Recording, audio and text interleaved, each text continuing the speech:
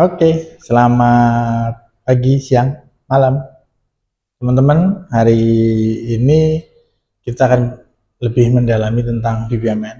Jadi ini rangkaian dari video yang ketiga berarti ya. Kita akan lihat tentang langsung belajar ya. Kita ada contoh case study tentang bagaimana improving business process dengan BPMN. Jadi nanti akan ada real life example ya, contoh nyata gitu kira-kira di dunia di bisnis seperti apa gitu kan, dan kemudian proses bisnis yang berjalan seperti apa, dan kemudian bagaimana kemudian kita lakukan proses modeling dengan BPMN, dan kemudian bisa kita improve bisnis proses tersebut setelah kita lakukan modeling dengan BPMN. Ya, tujuannya yaitu tadi learning objektifnya untuk pertemuan kali ini adalah mempelajari BPMN. Kita mempelajari bagaimana BPMN dapat meningkatkan proses bisnis ya secara dramatis, dan kemudian mengeksplorasi contoh nyata dari transformasi proses perusahaan yang sukses, kemudian memahami dampak sebelum dan sudah pemodelan proses terhadap produktivitas dan efisiensi. Nah, ini kasusnya adalah sebuah perusahaan ABC Logistik yang mengalami masalah dari sisi ketidakefisienan dalam proses pemenuhan pesanan, jadi menyebabkan keterlambatan dan keluhan pelanggan. Jadi karena ketika ada yang mesen kemudian sering terjadi kelambatan, maka pelanggan kemudian menjadi tidak puas dan menyampaikan keluhannya. Di sini kemudian kita akan melihat bagaimana BPMN digunakan untuk memperjelas alur kerjanya, sehingga kemudian ada proses yang kita bisa tahu untuk kemudian kita improve. Oke, penggambarannya. Nah, ini sebelum menggunakan BPMN dengan flowchart, penggambarannya seperti ini. Jadi ketika proses dimulai, kemudian ada menerima pesanan dari pelanggan, terus kemudian mengecek ketersediaannya di gudang ada enggak, kalau tersedia maka disiapkan, dikemas, kemudian dibuat dokumen pengiriman, dibuat jadwal pengiriman, dan kemudian dikirimkan ke pelanggan.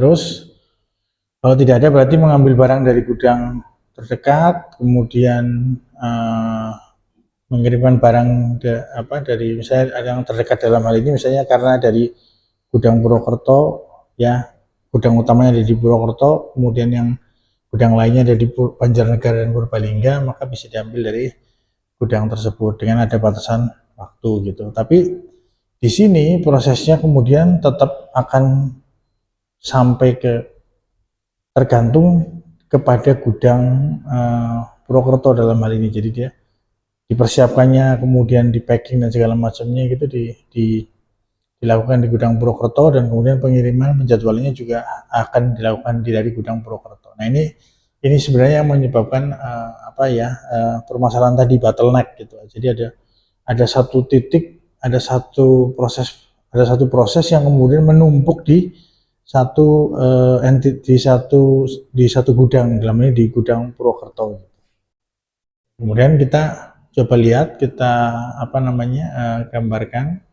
Kita mengimplementasikan BPMN, memodelkan proses baru, jadi ABC Logistik menggunakan BPMN untuk memodelkan alur kerja yang lebih efisien, kemudian manajemen inventaris yang otomatis, menghilangkan langkah-langkah yang berlebihan, dan meningkatkan komunikasi dengan pelanggan. Jadi dengan penggambaran BPMN yang baru itu, kemudian kita juga bisa langsung memodelkan bagaimana supaya manajemen inventaris tadi secara otomatis dapat dilakukan, dan kemudian dihilangkan langkah-langkah yang tidak efisien atau berlebihan, dan juga komunikasi dengan pelanggan ini selalu berusaha untuk ditingkatkan gitu.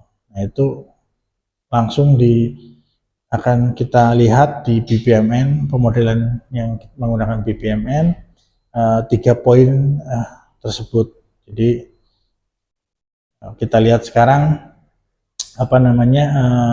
proses pemesanan tetap ya dari pelanggan di atas itu menerima pesanan. Nah, kemudian dalam hal ini dari masuknya ke departemen sales ya, penjualan, ada pesanan masuk, terus kemudian konfirmasi pesanan kepada pelanggan. Nah, itu selalu ada selalu ada aliran message baik masuk ke entitas kita maupun keluar kembali ke pelanggan gitu. Terus kemudian setelah konfirmasi pesanan, maka bagian sales pasti akan menyampaikan ke bagian gudang, cek ketersediaannya gitu kan.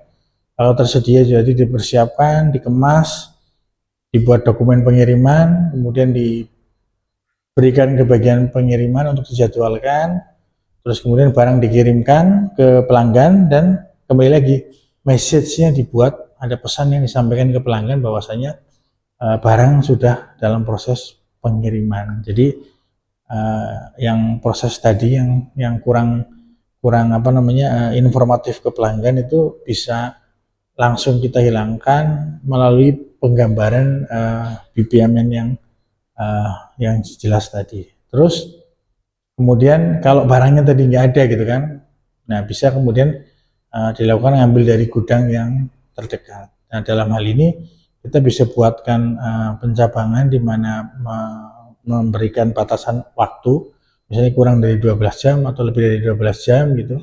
Kalau kurang dari 12 jam misalnya kita bisa teruskan pesanan tadi langsung ke gudang Purbalingga, yang kemudian gudang Purbalingga juga memiliki memiliki bagian pengiriman juga yang akan menjadwalkan pengiriman dan langsung dikirimkan ke pelanggan, atau bisa juga langsung ke bagian ke gudang. Kalau lebih dari 12 jam masih belum kekirim, itu bisa minta lagi ke gudang yang berikutnya. Jadi sudah ada semacam prosedur yang ditentukan sebelumnya gitu, sehingga proses pemenuhan pesanan ini menjadi lebih efektif, dan kembali lagi semuanya kolaborasi dengan pelanggan juga bisa informasi kepada pelanggan juga tetap selalu bisa terjaga, dan pelanggan ujungnya akan lebih merasa puas gitu. Nah dari gambar ini mungkin kita masih bisa lakukan optimasi gitu. Nanti saya minta teman-teman juga untuk memikirkan ini kira-kira optimasinya apa yang bisa dilakukan. Kayak contoh misalnya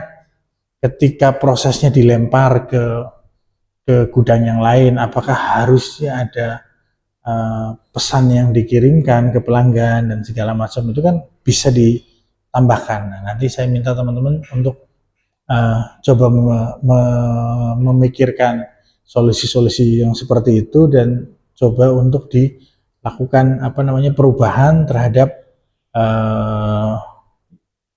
BPMN yang sudah kita buat gitu. Jadi ini contoh ini tentunya bukan yang kemudian memang dibuat sudah semaksimal mungkin, justru ini kami buat untuk masih dimungkinkan untuk teman-teman mengeksplor dan kemudian membuat terobosan-terobosan gitu, ide-ide untuk digambarkan di dalam BPMN ini sehingga menjadi lebih efektif dan lebih efisien. Kembali lagi tadi yang kita lakukan adalah dengan telah digambarkannya proses penerimaan pesanan dan pemenuhan pesanan tadi dengan baik menggunakan BPMN, jadi kita bisa lebih mengeksplor.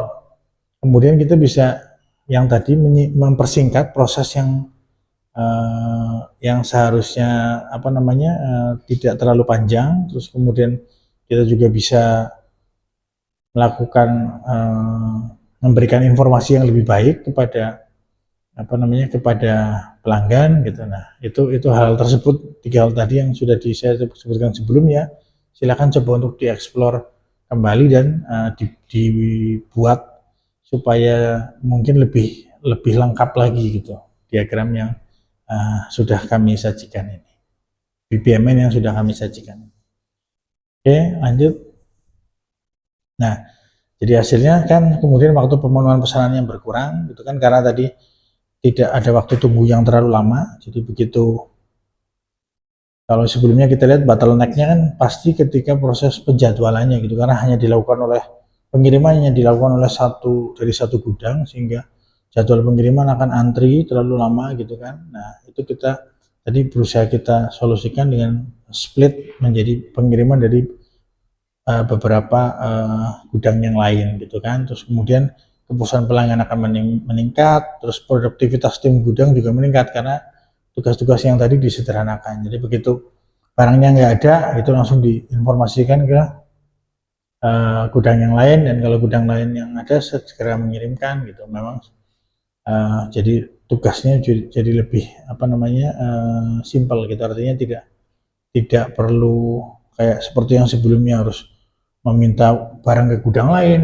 kemudian diterima, kemudian nanti di packing dikirimkan gitu kan, itu kan terlalu terlalu apa namanya berbelit-belit gitu. Nah itu yang kemudian menurunkan produktivitas dari tim gudang tadi. Nah dengan BPM yang sudah kita gambarkan, nah, itu menjadi lebih apa namanya singkat, sehingga produktivitasnya bisa diharapkan lebih meningkat.